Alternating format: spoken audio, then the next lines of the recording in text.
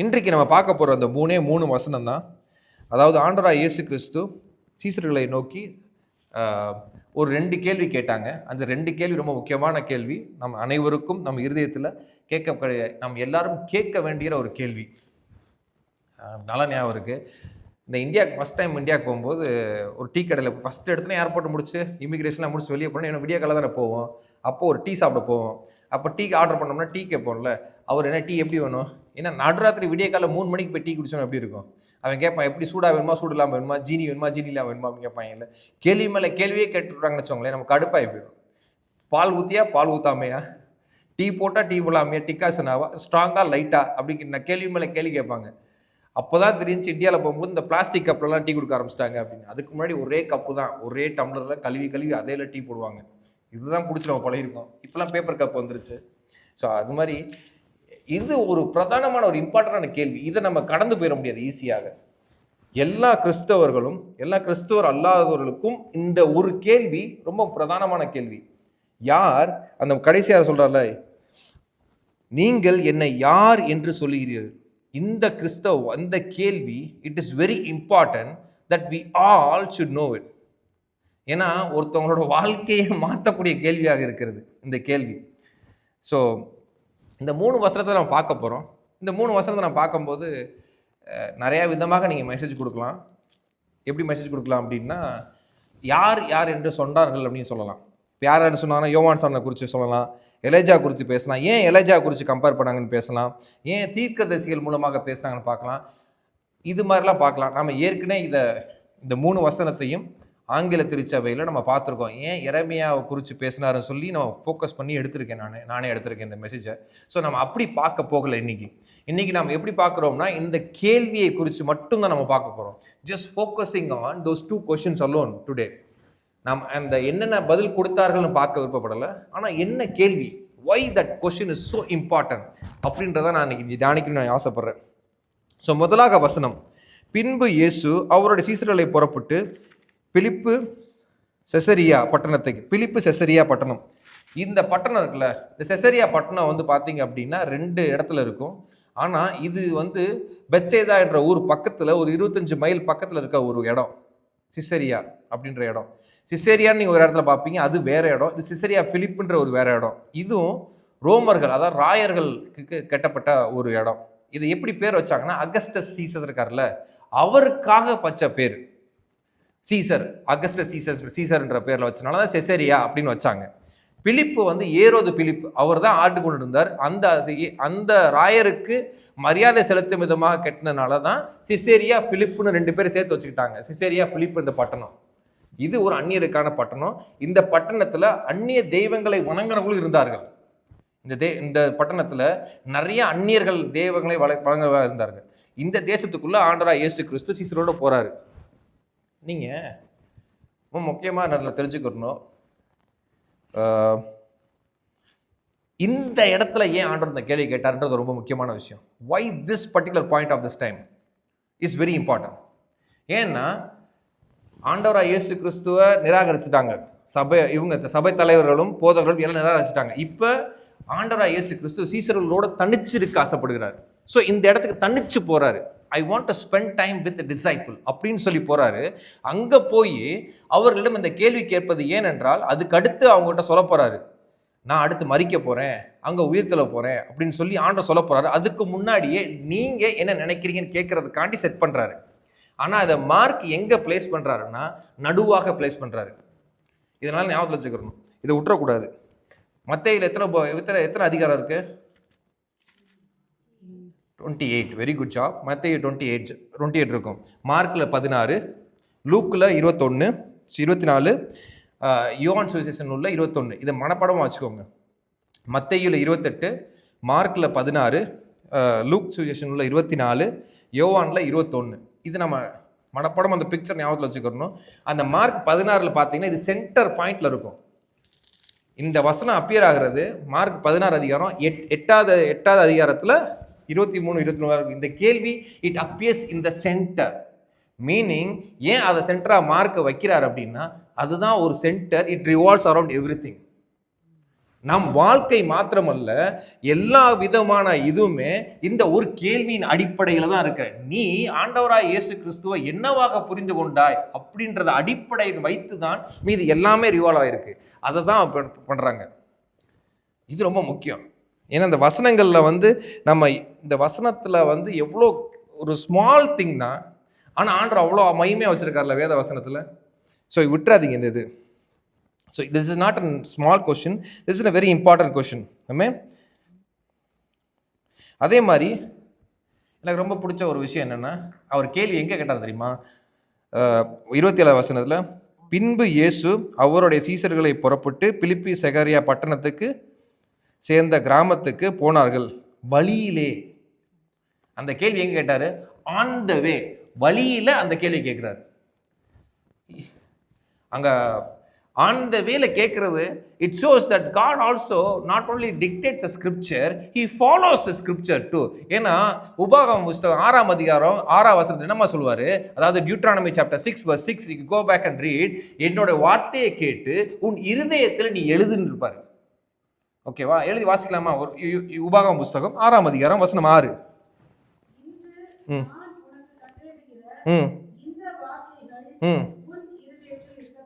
ஆமென். எப்படி எழுதுறாருன்னா, இன்று நான் உனக்கு கட்டளையிட்ட இந்த வார்த்தைகளை உன் இருதயத்துல, உன் எண்ணத்துல இல்ல, உன் மைண்ட்ல இல்ல, உன் இருதயத்துல எழுதுன்றார் ஆண்டவர். இதுதான் முதல் பிரகாசம். ஸோ ஃபர்ஸ்ட் இந்த கர்த்தருடைய வார்த்தை உன் இருதயத்தில் எழுதப்பட வேண்டும். அந்த இருதயத்தில் எழுதப்பட்ட பிறகு நீ என்ன செய்யணும்ன்றது தான் 7ஆவது வசனம். ஆனா நாம எல்லாரும் தெரியுமா சொல்றோம்? 7ஆவது வசனத்தை மட்டும் பிடிச்சுக்கிறோம். 7ஆவது வசனம் என்ன? வாசிங்க.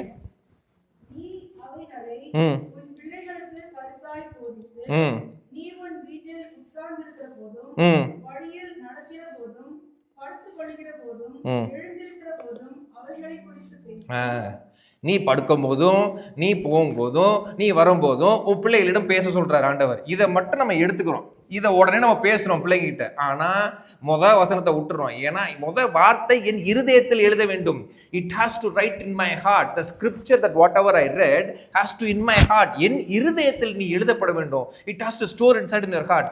அது ஸ்டோர் பண்ண பிறகுதான் நீ உன் பிள்ளைகளுக்கு போதிக்கணும். நாம என்ன பண்றோம் தெரியுமா? நாம மனப்பாடம் பண்ணிக்கிறோம். இதை மனப்பாடம் பண்ணி நம்ம சொல்லிக்கிட்டு இருக்கோம். ஆண்டவர் அப்படி சொல்லவே இல்லை. First thing the scripture says, write it in your heart. உன் இருதயத்துல அது பலமாக இருக்க வேண்டும். என்னோட வார்த்தை it has to inscribed in my heart. It has to store. மைண்ட்ல இருக்கிறது வேறங்க. பிசிக்ஸ் புக் படிக்கிற மாதிரி தான். a + b the whole square is equal to a square + 2ab + b square. இந்த ஃபார்முலா மாதிரி தான். மொட்டை மனப்பாடம் பண்ணியிருப்போம். அதுக்கு எனக்கு எது இருக்கா? ஒரு சம்பந்தம் கிடையாது. இப்படிதான் நம்ம இருக்கிறோம். பட் கர்த்தரோட வார்த்தை அப்படி அல்ல. மொட்டை மனப்பாடம் அல்ல. இது என் இருதயம், எனக்கு தேவையான வார்த்தை, என்னை போதிச்சது, என் கூட பேசினது. இந்த வார்த்தை ஸ்போக் வால்யூம் டு மீ. அப்படி பாதிச்சவான வார்த்தையை உங்க பிள்ளைக்கு சொல்லும் போது அது அவங்களை பாதிக்கும். புரியுதா? ஏன்னா அதுக்கு அந்த வார்த்தைக்கு நீங்க கீழ்ப்படியாம, அந்த வார்த்தையை நீங்க வேல்யூ பண்ணாம, அந்த வார்த்தைக்கு நீங்க மகிமையை கொடுப்படுத்தாம நீங்க உங்க பிள்ளைக்கு சொன்னா ஒன்றும் போகவே போகாது. அதுதான் வார்த்தை. அதை தான் ஆண்டவர் அப்படியே இந்த வார்த்தையை எடுத்து அங்கே பண்ணுறாரு. ஏன்னா அவர் இருதயத்தில் இருந்துச்சு. இது நான் இது சொன்னது ஏன்னா பிள்ளைங்களுக்கு போதிக்கிறக்காண்டி சொல்லி கொடுக்குறேன். இன்னைக்கு காலைல உட்காந்திங்கல்ல, உங்கள் பிள்ளை என்ன பைபிள் வாசினா இன்னைக்கு சொல்லுங்க பார்ப்போம். How many of you know what scripture portion does your son study? இது தெரியாமல் இருக்கக்கூடாது. உங்கள் பிள்ளை அன்றைக்கு காலையில் சாப்பிட்டானா கேள்வி எல்லா பிள்ளையும் கேட்டிருப்போம். எல்லாரும் முக்கியம். அந்த காரில் ஏறோட கேட்பான், டே சாப்பிட்டியாடா இன்னைக்கு அப்படி மொதல் வார்த்தை கேட்பான். என்னடா சாப்பிட்டியாடா, தோசை சாப்பிட்டியா, 2 சாப்பிட்டேன். அது முக்கியன்றால கேட்குறீங்க. ஆனால் உன் பிள்ளை என்ன பைபிள் படித்தான்னு கேட்குறீங்களா? அப்போ நீங்களே கர்த்தரோட வார்த்தையை வேல்யூ பண்ணுறதே கிடையாது. How many of its? கடந்த வெள்ளிக்கிழமை கிட்ஸ் மினிஸ்டில் கேள்வி கேட்குறோம், யாரா பைபிள் படித்தது? ஏன்னா பிள்ளைகளுக்கு கர்த்தருடைய வார்த்தை முக்கியம். நீ சாப்பிடாம கூட இரு, ஆனால் கர்த்தருடைய வார்த்தை நீ வாசித்து படிச்சிருக்கணும். என்னடா படித்த நீ? ஸ்கூலுக்கு போகிறதுக்கு முன்னாடி கேளுங்க. நீங்க வேல்யூ பண்ணும்போது தான் உங்க பிள்ளைகளோட இருதயத்தில் எழுதப்படும். That's very important. புரியுதா உங்களுக்கு? So make sure that you ask your kids, train your kids in engage itself. வார்த்தை, சாப்பாடோட வார்த்தை முக்கியம். காலையில் அதிகாலையில் நீங்கள் படிக்கும்போது என்னடா படித்த? Parents as a father first தகப்பனுக்கு தான், அப்புறம் தான் ஒய்ஃபுக்கு. பைபிள் படிக்கிறதுலாம் தகப்பனோட கட்டளை கொடுக்கப்பட்டது. நீங்கள் கேளுங்க, அவன் என்ன புஸ்தகம் படிக்கிறான், என்ன வசனம் அன்னைக்கு படித்தான், அதில் என்ன புரிஞ்சுக்கிட்டான் கேளுங்க நீங்கள் போகும்போது. அப்போ தான் அந்த பிள்ளைகளுக்குள்ள வரும். நம்ம இந்த வசனத்துக்கு வாங்க. ஏன்னா கர்த்தர், நான் எதுக்கு இந்த வசனத்துக்கு வாங்கினா பிள்ளைகளை சொல்லி கொடுக்குறதுக்காண்டி. ஆனால் இங்கே என்னன்னா, ஆண்டவர் இந்த இஸ்ரேல் ஜனங்களுக்கு என்ன சொல்றாருன்னா, இந்த வார்த்தை உங்கள் இருதயத்தில் எழுதப்பட வேண்டும், அதை நீங்க நடந்து போகும்போது போதீங்கன்னு சொல்லிட்டு அவரே நடந்து போகும்போது சீசர்களுக்கு பண்றாரு. நீ என்னவா நினைக்கிற அப்படின்னு. கரெக்டா? நீங்க ஏதாவது சிசிரே பிலிப்பா போகும்போது அந்த இடத்துல கேட்கிறாரு, நீ என்னை குறித்து என்ன நினைக்கிற அப்படின்னு. நீ உடனே நீங்க என்ன பண்ணீங்க, கார்ல ஏறோடனே சபையில் நீங்க என்ன பத்தி என்ன நினைக்கிறான்னு கேட்காதீங்க. ஏன்னா உங்களை பத்தி என்னதான் திருச்சபையில் வந்தாலும் ஆண்டவராக இயேசு கிறிஸ்துவே பிசாசு பிடிச்சவன் தான் சொன்னாங்க. ஞாபகத்து வச்சு, உங்களை பற்றி எல்லாரும் நல்ல விதமாக நினைப்பாங்கன்னு நினைக்காதீங்க. தயவு செய்து அதுக்காண்டி ஓடாதீங்க. Don't think about others opinion, you run for God. இந்த வசனத்தில் தான் பிரதர் இருக்கு, அதனால தான் என் பொண்டாடித்தை கேட்டேன் அப்படின்னு காரில் ஏறினோடனே என்னை பற்றி என்ன நினச்சிருப்பாங்க இன்னைக்கு அப்படின்னு நினைக்காதீங்க. we are not called to run for that, and people can have thousands of opinions about you, உங்களை குறித்து. ஆனால் இங்கே ஆண்டவர் கேட்ட கேள்விக்கான நோக்கம் என்னன்னா, நம்ம அந்த கேள்விக்கு வரோம். ரெண்டாவது முதல் கேள்வி என்ன கேட்குறாரு, வசனம் 2 வாசிக்கலாமா? வசனம் 27 வாசிக்கலாம். ஜனங்கள் என்னை யார் என்று சொல்கிறார்கள் என்று கேட்டார். ஃபர்ஸ்ட் ஜனங்கள் என்னை யார் என்று சொல்கிறார்கள் கேட்டார். கரெக்டா? ஃபர்ஸ்ட் கேள்வி. ஸோ இன்னைக்கு நம்ம பார்க்க போறதுல மொத்தம் 3 பாயிண்ட். இந்த 3 வசனத்துல 3 பாயிண்ட் பார்க்க போறோம். அதுல இந்த கடைசி பாயிண்ட் ரொம்ப முக்கியமான பாயிண்ட். ஓகேவா? இந்த கடைசி, அதாவது 3 பாயிண்ட் நம்ம முக்கியமான பாயிண்ட் பார்க்க போகிற இந்த 3 வருஷத்தில் கடைசி பாயிண்ட் மட்டும் ரொம்ப முக்கியமான பாயிண்ட், ரொம்ப இம்பார்ட்டண்டான பாயிண்ட். அதனால் அது மறந்துடாதீங்க. சரியா? ஸோ என்னன்னா, ஃபஸ்ட்டு பாயிண்ட் நம்ம பார்க்க போகிறோம். இங்கே ஒரு கேள்வி கேட்டார், எனக்கு ரொம்ப பிடிச்சது. சீசர்கள் என்ன பதில் சொன்னார்கள் தான் பிடிச்சிருந்துச்சு. சீசர்கள் என்ன பதில் சொன்னார்கள்? வசனம் 6 வாசிங்க. 28.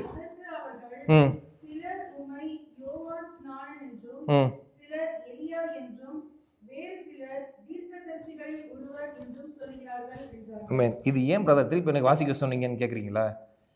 It struck me when I read it. Did disciples said what really people said? இயேசுவை குறித்து மக்களும் சபை தலைவர்களும் சொன்ன விஷயத்தை சீசர்கள் சொன்னார்கள்.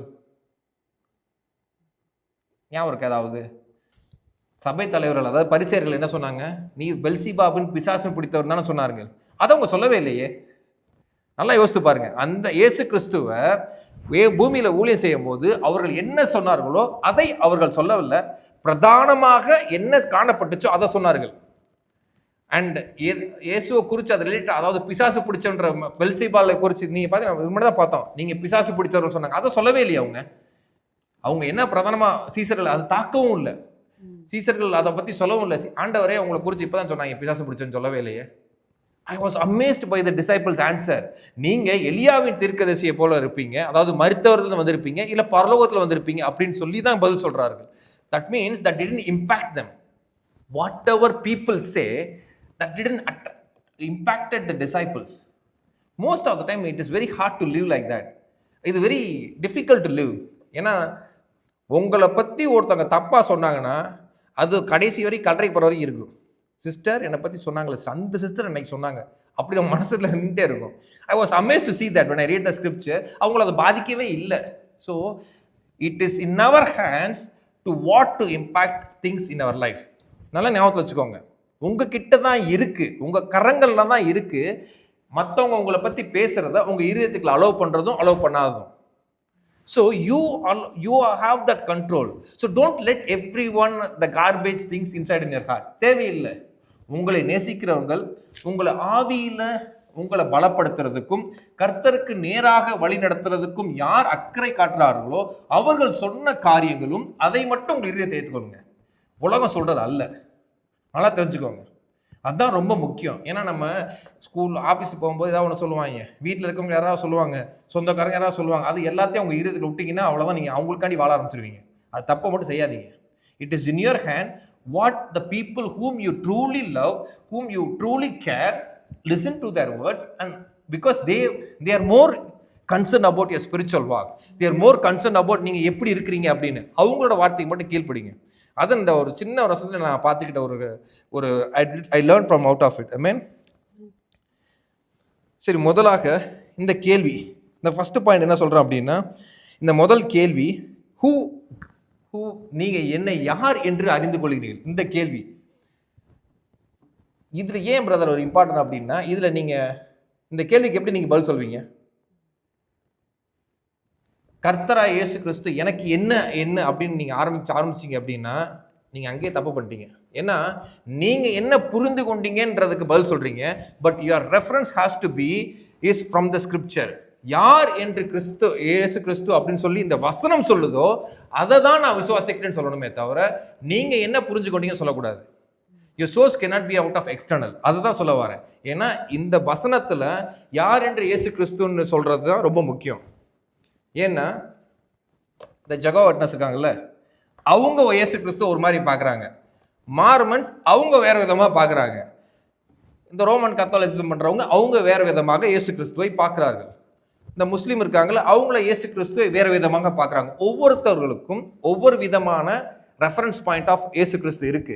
ஆனா கர்த்தரை இயேசு கிறிஸ்துவை பின்பற்ற நாம் யார் என்று இயேசு பின்பற்றினா வேத வசனத்துல காட்டுற பைபிள்ல காட்டுற இயேசு கிறிஸ்துவை தான் நான் விசுவாசிக்கிறேன், அவரை தான் பின்பற்றேன். அதுதான் முக்கியம். Source is from the scripture. So that particular first question is it has to be based on the scripture. அதுக்கு நான் வசனம் யோவான் சுவிசேஷ நூல் 8ஆம் அதிகாரம் வசனம் 23 24. யோவான் சுவிசேஷ நூல் 8ஆம் அதிகாரம் வசனம் 23 24. அவர் அவர்களை நோக்கி, நீங்கள் தாழ்விடத்தில் இருந்து உண்டானவர்கள், நான் உயர்விடத்தில் இருந்து உண்டானவன். I am coming from above. நான் உயர்ந்த இடத்திலிருந்து வருகிறேன். Amen. நீங்கள் இந்த உலகத்திலிருந்து உண்டானவர்கள், நான் இந்த உலகத்திலிருந்து உண்டானவன் அல்ல. ரொம்ப கிளியராக சொல்றார் ஆண்டவர். இந்த முஸ்லிம்ஸ்லாம் கேள்வி கேட்பாங்க தெரியுமா, ஆண்டவராக இயேசு கிறிஸ்து எங்கேயாவது தான் தான் கடவுள் என்று கேட்டார்களா, இல்லை அவர் தான் சொல்லியிருக்காரா, நான் தான் தேவன் நான் தான் கடவுள் என்று நிறைய சேலஞ்ச் பண்ணுவாங்க. ஆனால் இந்த 2 வசனத்தை நீங்கள் வாசித்தீங்கனாலே போதும், அவங்க கேட்ட கேள்விக்கு இந்த பதில் நீங்கள் சொல்லலாம் அழகாக. ஏன்னா ஆண்டவர் சொல்கிறார், நான் பரலோகத்தில் வந்திருக்கேன், இந்த பூமிக்கு உண்டானவன் அல்லவே இல்லை அப்படின்றாரு. அதுக்கு அடுத்த வசனம் வாசிங்க சிஸ்டர். நீங்கள் உங்கள் பாவங்களில் சாவீர்கள் என்று உங்களுக்கு சொன்னேன், நானே அவர் என்று நீங்கள் விசுவாசியாவிட்டால் உங்கள் பாவங்களிலே சாவீர்கள். ஆமென். நான் அவர், அது இங்கிலீஷ்ல எப்படி இருக்கு தெரியுமா? இங்கிலீஷ்ல யாரா வாசிக்கிறீங்களா? வசனம் 24, John chapter 8:24. Therefore I said to you that you will die in your sins, for if you do not believe that I am he, you will. If you do not believe that I am he. NKJV is very close to the original word.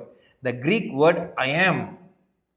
மோசேக்கு கட்டளையிடுவார்ல I am, அதே Greek பதத்தை தான் இங்கே use பண்ணுவார் ஆண்டவர். மோசேட்ட யார் நீங்க அப்படி கேட்கும்போது ஐ ஆம் தட் ஐ ஆம் சொல்றாருல, அந்த வார்த்தை நானே யெகோவா தேவன் ஐ ஆம் அப்படின்ற வார்த்தை, அந்த ஒரே கிரீக் வேர்டை தான் இங்கேயும் அதே கிரீக் வேர்டை தான் யூஸ் பண்ணுவார். டு ஷோ தட் ஐ ஆம் தட் ஐ ஆம்.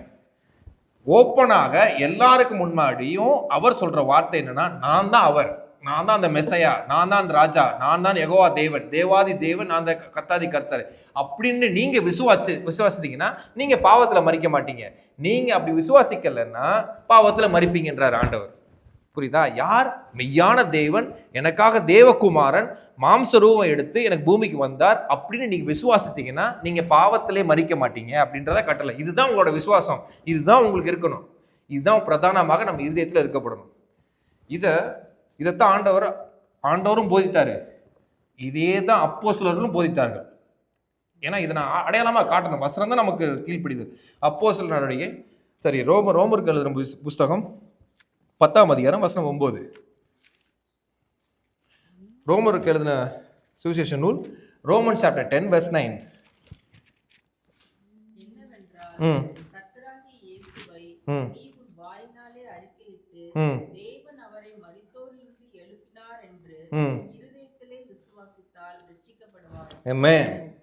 இது sinner's prayer. Most of the time gospel சுவிசேஷம் சொல்லும் போதெல்லாம் இந்த வசனத்தை எடுத்து தான் நம்ம போதிப்போம். இதுதான் அப்போஸ்தலரும் போதிக்கிறார்கள். யார் என்ன போதிக்கிறாங்க? ஏனென்றால் கர்த்தர் இயேசுவை நீர் என் வாயினால் அறிக்கையிட்டு தேவன் அவர் மரித்ததிலிருந்து எழுப்பினார் என்று இருதயத்திலே விசுவாசித்தால் நீங்கள் ரட்சிக்கப்படுவீங்க. How will you get saved? நீங்க என்ன விசுவாசிக்கணும், தேவன் ஜீசஸ் இஸ் லார்ட். அது ஆங்கிலத்தில் கர்த்தரா இயேசுவே கர்த்தராகிய இயேசுவே நீர் உன் வாயினால் அறிக்கையிட்டால். Jesus is Lord is what you confess and then he died, he rise from the dead அப்படின்றத நீங்க உங்க வாயில அறிக்கை பண்ணாதான் நீங்க ரட்சிக்கப்படுவீங்க. Two things is very important. One is the nature of Jesus Christ, second is the mission of Jesus Christ. இதுல நம்ம விசுவாசிக்கிறோம். இந்த வசனத்துல ரெண்டு காரியம் வெளியே வருது. ஒன்னு, தேவன் யார்? Jesus is Lord. இயேசுவே மெய்யான தேவன். இதுல நம்ம விசுவாசிக்கிறோம். அதான் நேச்சர் ஆஃப் காட். அவரோட மிஷன் என்ன? அவர் நமக்காக கல்வாரி சிலுவையில மரித்து நம் பாவத்திலிருந்து ரட்சிக்கப்பட்டார். அது அவரோட மிஷன். இது ரெண்டையும் நம்ம விசுவாசிக்கிறோம். அதை தான் அப்போஸ்தலன் பவுல் எழுதுறாரு. ஆண்டவராகிய இயேசு கிறிஸ்து அதை தான் பிரதானமா வைக்கிறார். இதைத்தான் நம்ம விசுவாசிக்கிறோம். ஸோ உங்களுக்கு ஆண்டவராகிய இயேசு கிறிஸ்து யார் என்று சொன்னா இந்த ரெண்டு காரியம் பிரதானமாக வரணும். ஆமென். இதுதான் ரொம்ப முக்கியம். So who is that you believe? நீங்க இயேசு கிறிஸ்து யார் என்று சொல்றீங்க அப்படின்னா, ஆண்டவராகிய இயேசு கிறிஸ்து தான் கடவுள். அவர் எனக்காக என் பாவத்தை மீட்க ரட்சிக்க வந்தார். அவர் கல்வாரி சிலுவையில மரித்தார் என்று இது ரெண்டு பிலீவ் பண்றதான் நம்ம ரட்சிக்கும். This is the foundation. வேற எதுவும் கிடையாது. ஒரு பெரிய தியாலஜிலாம் கிடையாது. That is where you confuse it. இதுதான் ரொம்ப முக்கியமான ஆழமான ஒரு விஷயம். நாலாவது முதல் பாயிண்ட் என்னன்னா, இந்த புரிதல், கர்த்தராகிய இயேசு கிறிஸ்து யார் அப்படின்னு நம்ம கேட்கும்போது அந்த கேள்விக்கு கொடுத்த புரிதல் தான் இது. ஓகேவா? ரெண்டாவது பாயிண்ட் என்ன அப்படின்னா, இதை ஒரு தடவை மட்டும் கேட்கக்கூடாது. It is not that first time you ask it, but every day this question has to be asked in your walk. That is more important. நீங்க இந்த கேள்வியை எல்லா நாளும் நீங்க கேட்கணும். அதுக்கு உதாரணமாக அப்போஸ்தலன் பாலை நான் எடுக்கிறேன். சரியா? அப்போஸ்தலன் பால் அப்போஸ்தலர் நடவடிக்கை 9ஆம் அதிகாரம் வசனம் 5. அப்போஸ்தலர் நடவடிக்கை 9ஆம் அதிகாரம், ஆக்ட்ஸ் சாப்டர் 9 verse 5. அதற்கு அவன், ஆண்டவரே நீர் யார் என்றான். அதற்கு கர்த்தர், நீ துன்பப்படுத்துகிற இயேசு நானே. உள்ளே உரைக்கிறது உனக்கு கடினமா என்றார். தமஸ்கு ரோட்ல போகும்போது ஆண்டவராகிய இயேசு கிறிஸ்து அவருக்கு தரிசனமாகி அவர்களிடம் தரிசனமாகும் போது கேட்டபோது அப்போஸ்தலன் பால் கேட்கிறாரு, நீர் யார் என்று எனக்கு வெளிப்படுத்துங்க ஆண்டவர் கேட்டாரு. அதுக்கு ஆண்டவர் வெளிப்படுத்துறாரு. ஓகேவா? அப்போஸ்தலன் பால் அதோட நிறுத்த விடலை. பிலிப்பியருக்கு எழுதுகிற புஸ்தகம் 3ஆம் அதிகாரம் வசனம் 10 வாசிங்களேன்.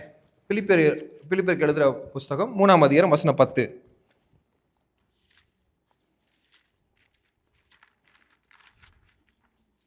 இப்படி நான் அவரையும் அவருடைய உயிர்த்தெழுதலின் வல்லமையையும் அவருடைய பாடுகளின் ஐக்கியத்தையும் அறிகிறதற்கும் அவருடைய மரணத்திற்கு ஒப்பான மரணத்திற்குள் ஆகி எப்படியாயினும் நான் மரித்தோரிலிருந்து உயிரோடு எழுந்திருப்பதற்கு தகுதியாகும்படிக்கும் அவருக்காக எல்லாவற்றையும் நஷ்டமென்று விட்டேன். ஆமென். போதும் சிஸ்டர். இப்படி நான் அவரையும் அவருடைய உயிர்த்தெழுதலையும். அதான் முக்கியம். பிலிப்பியருக்கு எழுதும் போது அவர் என்ன எழுதுறாருன்னா, இங்கிலீஷ்ல I want to know Christ and the power of his resurrection. So திருப்பி கேட்டுக்கிட்டே தான் இருக்காரு அவரு, நான் இன்னும் பற்றி தெரிஞ்சுக்கணும் ஆண்டவரே அப்படின்னு. ஸோ இது நம் அன்றாட வாழ்க்கையில, கிறிஸ்தவ வாழ்க்கையில கேட்கப்பட வேண்டிய கேள்விகள். எனக்கு உண்மை போய் தெரிந்து கொள்ளணும். அன்னைக்கு தமஸ்கு ரோட்ல மட்டும் அவர் கேட்டது உடலை, அவர் திருப்பி கேட்டுக்கிட்டே தான் இருக்காரு, ஆண்டவரே உண்மை பற்றி வெளிப்படுத்துங்க ஆண்டவரே, உண்மை பற்றி நம்ம இன்னும் அதிகம் அறிந்து கொள்ளணும் ஆண்டவர் அப்படின்னு அந்த கேள்வியை புரிந்து கொண்டே இருக்கிறார். ஏனென்றால் நம்ம ஆண்டவராகிய இயேசு கிறிஸ்துவ முதல் எனக்காக வந்தார், எனக்காக ரட்சித்தார் அப்படின்ற அந்த நினைப்போட நின்றாத, இன்னும் என்னை பற்றி தெரிஞ்சுக்கோ. ஏன் அதை தெரிஞ்சுக்க சொல்றாரு தெரியுமா? ஏன்னா நீ அப்ப தெரிஞ்சு கொள்ளும் போது தான் நீ மாறுவ. அதைத்தான் 2 கொரிந்தியர் புஸ்தகம் 3ஆம் அதிகாரம் வசனம் 18 வாசிங்களேன். ஏன்னா இதை நீங்க பாதி இதையும் அதே மாதிரி மிஸ் பண்ணிடுறாங்க. 2 கொரிந்தியர் புஸ்தகம் 3ஆம் அதிகாரம் வசனம் 18. நாம் எல்லாரும் திறந்த முகமாய் கர்த்தருடைய மகிமையை கண்ணாடியிலே காண்கிறது போல கண்டு ஆவியாய் இருக்கிற கர்த்தரால் அந்த சாயலாக தானே மகிமையின் மேல் மகிமை மறுரூபப்படுகிறோம். இது ஒரு பிரதானமான வசனம். மகிமையின் மேல் மகிமையில் அடையிறோம் அப்படின்னு. ஏன்னா ஏதேன் தோட்டத்தில் நீங்கள் தப்பு பண்ணும்போது அவங்க எப்படி ஆண்டவரோடு சந்தரிச்சிருந்தாங்களோ அவங்க தப்பு பண்ணோடனே கீழே விழுந்துட்டாங்க. பாவம் பண்ண பிறகு கீழே விழுந்துட்டாங்க. ஆனால் திருப்பி ஆண்டவராக இயேசு கிறிஸ்து வந்து நமக்காக ரட்சிக்கப்படும் போது அதுக்கப்புறமே நம்ம எடுத்து திருப்பி மேலாக்கெல்லாம் உள்ள வைக்கல, மகிமையுமே ஒரு ஸ்டேஜஸ் ஆக தான் நம்ம மகிமையில போவோம். ஆண்டவரோட மரித்து நம்ம ஆண்டவர்கிட்ட போகும்போது தான் நாம் எல்லாரும் அந்த முழு மகிமை அடையிறோம். ஆனால் அதுக்கு முன்பாக நம்ம ஒரு மகிமையிலிருந்து இன்னொரு மகிமைக்கு நம்ம எடுத்து சொல்லப்படுகிறோம். ஆனால் அந்த ஒரு மகிமையிலிருந்து இன்னொரு மகிமைக்கு எடுத்து செல்கிறதுக்கு நீங்கள் கண்ணாடியை அந்த முதல் இம்பார்ட்டன்டான point, we have to behold the glory. அதுதான் ரொம்ப முக்கியம். நீங்கள் அந்த வசனம் என்ன சொன்ன, நாம் எல்லாரும் திறந்த முகமாய் கர்த்தருடைய மகிமையை கண்ணாடியில் காண்கிறது போய் நாம் காண வேண்டும். That is more important. நீ அதை காணும் போது தான் நீ மகிமையின் மேல் மகிமையில போவ. உன்னோட இங்கிலீஷ்ல வாசிங்க, நான் அதை திருப்பி எக்ஸ்பிளைன் பண்ணிடுறேன். But we all with unveiled face, beholding as in a mirror. என்னது beholding as in a mirror? ஒரு கண்ணாடியில that is the first thing that you need to do. Then the transformation happens from one glory to another glory. But we all focus on ஒரு மகிமையில இருந்து இன்னொரு மகிமைக்கு நம்ம போறதை மட்டும் ஃபோக்கஸ் பண்றோம். But we have to behold it, meaning கர்த்தருடைய வார்த்தை என்னை மாற்ற வேண்டும். It is not the behavioral change, it is a transformation. Most of the time people fall on that. நாம் எல்லாரும் என்ன நினைக்கிறோம், ஆமா நான் கர்த்தரை ஏத்துக்கிட்டேன், நான் கர்த்தரோட பிள்ளையா மாறிட்டேன் அப்படின்னு சொல்லிட்டு நம் பிஹேவியரை தான் மாற்ற ட்ரை பண்றோம். It is not behavioural change, it is a transformation. It is transformation means you are a new creation அப்படின்னு சொல்றோம்ல. நீ ஒரு புதிதாக உருவாக்கப்பட்டிருக்க அப்படின்னு சொல்றோம்ல. அப்ப you are a new person. Everything is born inside in you new. That transformation has to happen. That's the difference between transformation and a behavioral change. பிஹேவியர்ன்றது நீங்களா முயற்சி பண்ணி உங்ககிட்ட இல்லாத ஒரு காரியத்தை ட்ரை பண்ணுறது. அதனால தான் most of the Christians fall. கோவப்படுவாங்க, பொது இடங்களில் கோவப்படுறதும், பொது இடங்களில் தேவையில்லாத வார்த்தைகள் பேசுகிறதும், கெட்ட வார்த்தைகள் பேசுகிறதும், திருப்பி திருப்பி பாவத்தில் விழுகிறது காரணம் என்னென்னா behavioural change. You are trying on your own strength. You have to read the scripture. ஆண்டவரே இப்படிப்பட்ட கிருபை எனக்கு தாருங்கள் சுவாமி அப்படின்னு நீங்க அறிக்கை பண்ணி நீதான் என் தேவன் சொல்லி பரிசுத்த ஆவியானவர் எனக்கு அந்த கிருபையை தாருங்கள் சுவாமி, அந்த வல்லமையை தாருங்கள் சுவாமி, நீங்கள் அதற்காக ஜெபம் பண்ணும் போதுதான் நீங்க change. That Holy Spirit will work through that particular word. நீங்க ஒரு சத்தியத்தை புரிஞ்சுக்கிறீங்க, அந்த சத்தியத்தை புரிஞ்சுக்கிட்டு அந்த சத்தியத்தை நீங்க கான்சியஸா கடவுள்கிட்ட கேட்டு ஜெபம் பண்ணி அதுக்கு நீங்க சரண்டர் பண்ணி ஆண்டவரே எனக்கு கிருபை தாருன்னு கேட்கும் போது தான் அதை ஓவர் கம் பண்ணுவீங்க. முக்கியமானது அதுதான் மெயின். எஸ்ரா புஸ்தகம் 7ஆம் அதிகாரம் வசனம் 10 இதை வாசிங்களேன். எஸ்ரா புஸ்தகம் 7ஆம் அதிகாரம் வசனம் 10.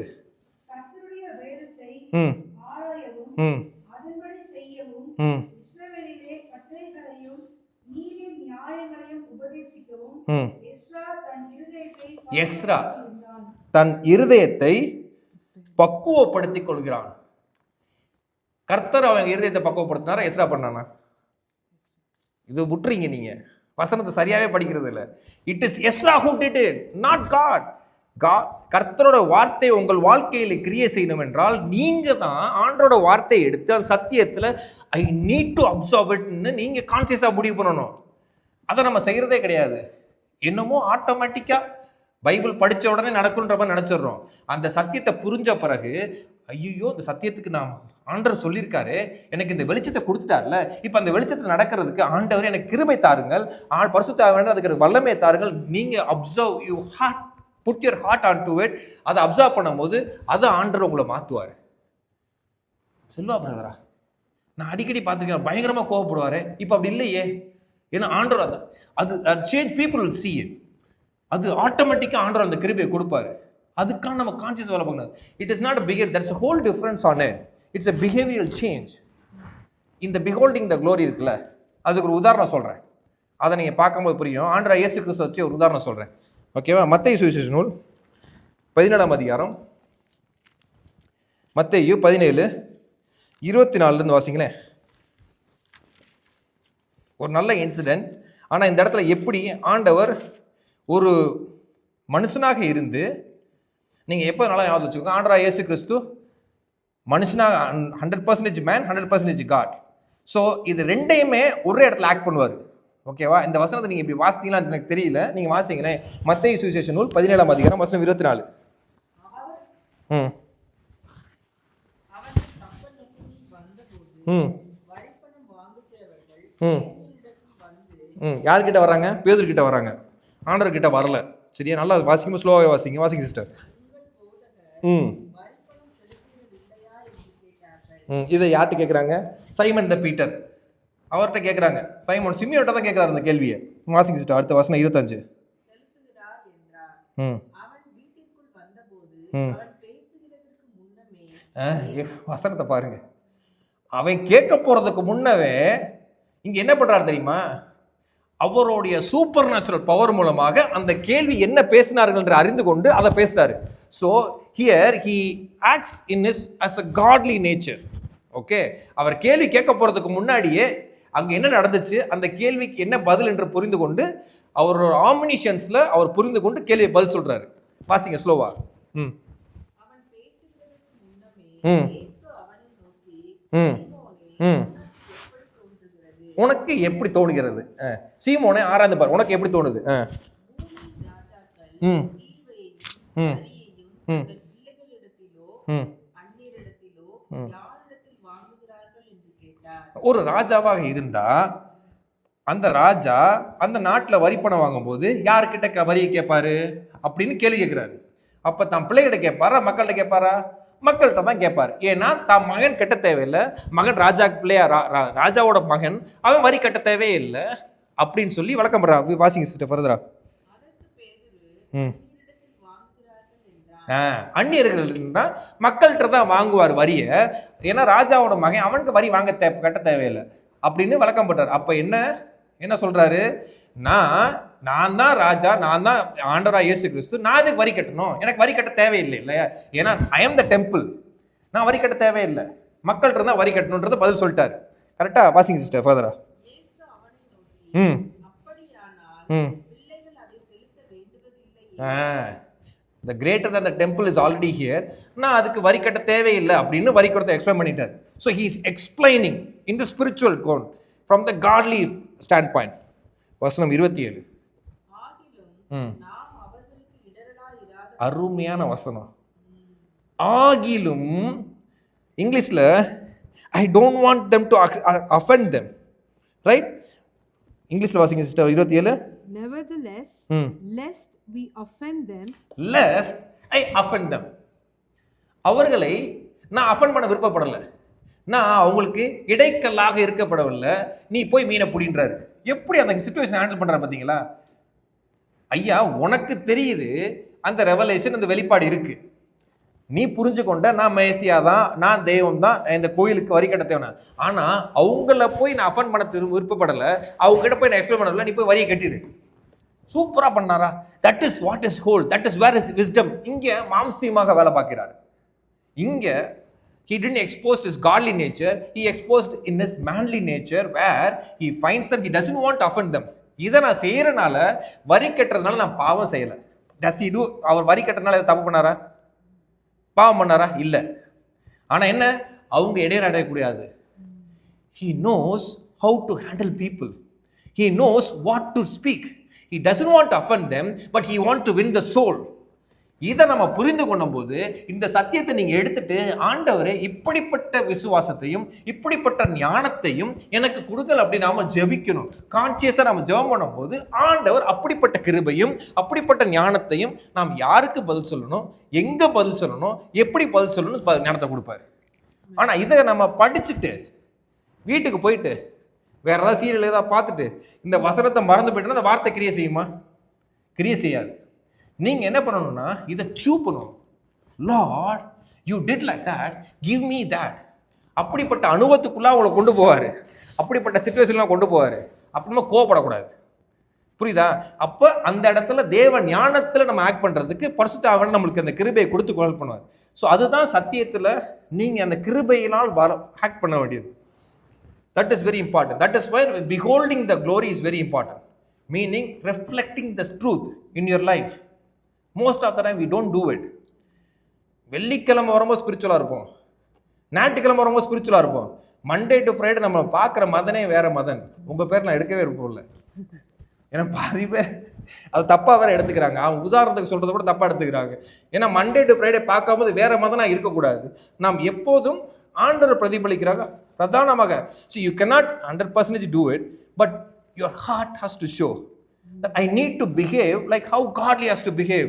ஒவ்வொரு ட்ரூத்தையும் நீங்கள் படித்து படித்து படித்து அது உங்கள் இருதயத்தில் எழுதப்பட்டு, நான் அதை ஆண்டவரே என்னை மாற்றுங்கள், பரிசுத்த ஆவியானவரே என்னை மாற்றுங்கள், நீங்கள் கான்சியஸாக ஜெபம் பண்ணணும். எஸ்ரா அப்படி தான் ஜெபம் பண்ணார். Ezra he learned in his heart. He made a conscious decision in his heart to apply it. நான் அதை அப்ளை பண்ணணும். அந்த பண்ணும்போது தான் அது மாறும். இன்னொரு உதாரணம், யோவான், கரெக்டாக இன்னொரு 2 நிமிஷத்தில் முடிச்சிடலாம். யோவான் சுவிசேஷ நூல் 8ஆம் அதிகாரம் வசனம் 48. யோவான் சுவிசேஷ நூல் 8ஆம் அதிகாரம் வசனம் 48, 48, 49. அப்பொழுது யூதர்கள் அவருக்கு பிரதியுத்தரமாக, உன்னை சமாரியன் என்றும் பிசாசு பிடித்தவன் என்றும் நாங்கள் சொல்லுகிறது சரிதான். யூதர்கள் அவர்களை ஆண்டவர் இயேசு கிறிஸ்து பத்தி என்ன சொல்றாங்க? நீ சமாரியன், நீ பிசாசு பிடிச்சுவேன்றாங்க. அதுக்கு ஆண்டவருக்கு பதில் சொல்றாரு, வாசிங்க. அதற்கு இயேசு, நான் பிசாசு பிடித்தவன் அல்ல, நான் என் பிதாவை கனம் பண்ணுகிறேன், நீங்கள் என்னை கனவீன பண்ணுகிறீர்கள். ஆனா ரெண்டாவது கேள்விக்கு பதில் சொல்ல, நான் சமாரியனா இல்லையான்னு சொல்லவே இல்லை. He knows where to hand the wisdom. ஆனா அடுத்த பிளேஸ் இன்னொரு இடத்துல நான் பார்க்கிறேன், ஆண்டவராகிய இயேசு கிறிஸ்து ஒரு கேள்வி கேட்கும் போது அவங்கள அஃபண்டும் பண்ணல, அவர்களுக்கு எப்படி ஞானமாக பதில் சொல்றார். நான் சமாரியன் இல்லப்பா அப்படின்லாம், நான் சமாரியன் தான் அப்படின்னு சொல்லவும் இல்லையே. அந்த கேட்ட கேள்வியில நான் எனக்கு பிசாசு பிடிச்சது அல்ல அப்படின்னு என்ன மற்றவர்களை அறிந்து கொள்ளும்னு சொல்லி ரொம்ப தெளிவாக பதில் சொல்றாரு. That is the wisdom. He operate on it. அதே மாதிரி நீங்க இந்த வசனத்தை கேட்ட பிறகு இதுக்கு நீங்க அபியாசப்படுத்தி அந்த சத்தியத்தை உங்கள் வாழ்க்கையில் அப்ளை பண்ணணும். Lord, let the truth applied in my life. நீங்க கான்சியஸா நீங்க ஆவியானவர்கிட்ட கேட்கும் போது தான் அந்த yielding has to be there. Most of the yielding never happens.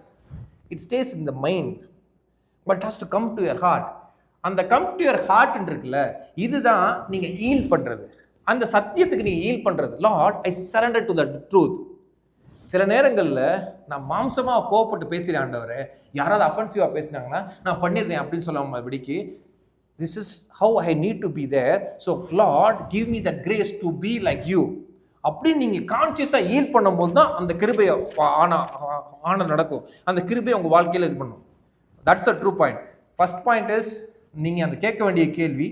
Second point is நீங்கள் எல்லா நாளும் அந்த கேள்வி கேட்கணும், யார் அந்த தெய்வம்? ஹூ இஸ் அவர் lord Jesus Christ to you அப்படின்றத. He is not only your saviour, is your father, comforter. அதை நீங்கள் புரிந்து கொண்டு அதுக்கேற்ற மாதிரி நம்ம வாழ்றது. கடைசியாக மூணாவது பாயிண்ட் என்ன அப்படின்னா, இந்த முதல் 2 பாயிண்ட்டையும் திருப்பி நீங்கள் மறந்துடாமல் வைக்கிறதா மூணாவது பாயிண்ட். இந்த ரீல்ஸ் பார்த்து நம்மளும் கெட்டு போயிட்டோம்ல. இந்த கடைசியில் இந்த ரீல்ஸ் பார்க்கும்போது, சார் விட்டுறாதீங்க, கடைசி வரைக்கும் பாருங்க, அந்த கடைசி வரைக்கும் பார்த்தீங்கன்னா அந்த மூணாவது பாயிண்ட் தான் ரொம்ப முக்கியம் அப்படின்னு சொல்லிட்டே இருப்பான் திருப்பி பேசும்போது. அந்த கடைசி பாயிண்ட் மூணாவது பாயிண்ட் என்ன பாயிண்ட் நான் சொல்கிறேன் அப்படின்னு பார்த்தா, முதல் 2 பாயிண்ட் நீ இருக்குல்ல, அதை நீங்கள் கீழ் பண்ணிடுறதா மூணாவது பாயிண்ட் அப்படின்னு சொல்லுவாங்க. அதனால் மூணாவது பாயிண்ட்டில் கரெக்டாக 1வது வந்துட்டோம். நம்ம யாரும் கண்களை மூடி ஜெபம் பண்ணலாம். 2 பாயிண்ட் தான் நான் ப்ரிப்பேர் பண்ணியிருந்தேன்.